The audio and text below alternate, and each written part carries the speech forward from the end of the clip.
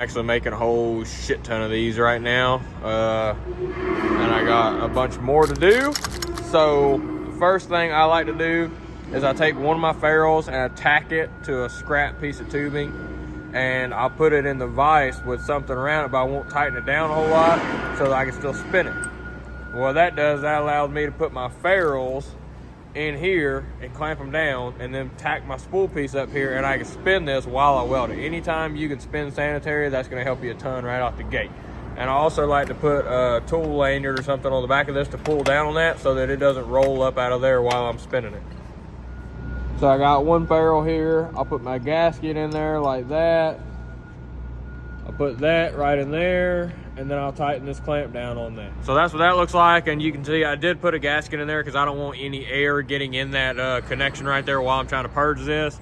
So I'll finish tacking my spool piece together, and then I'll get a little light purge going. So as you can see with sanitary, you don't have a gap at all, so you can put quick little tacks on there without purging. You can purge your tacks if you want to, but I prefer not to because I don't like having to tape everything to tack the last fit, to tape up another one, to tack another fit. It's just easier for me to put quick little tacks on it.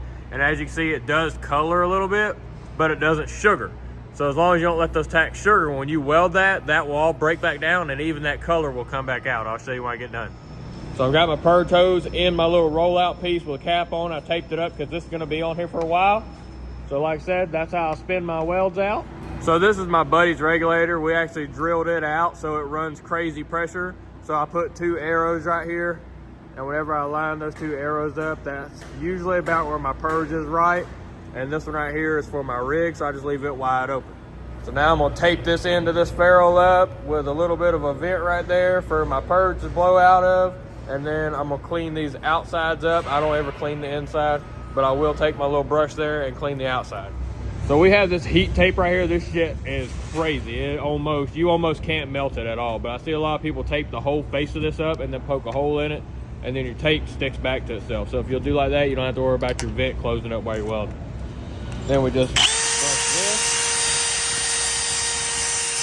and then we're ready to weld. So of course I use my own rig. I have a little rag on there so I can hold this a little bit bigger with a button on it. I do have crater turned on, so when I push this button when I'm done welding, I can slowly walk out without throwing a fisheye. My arc will die real slowly.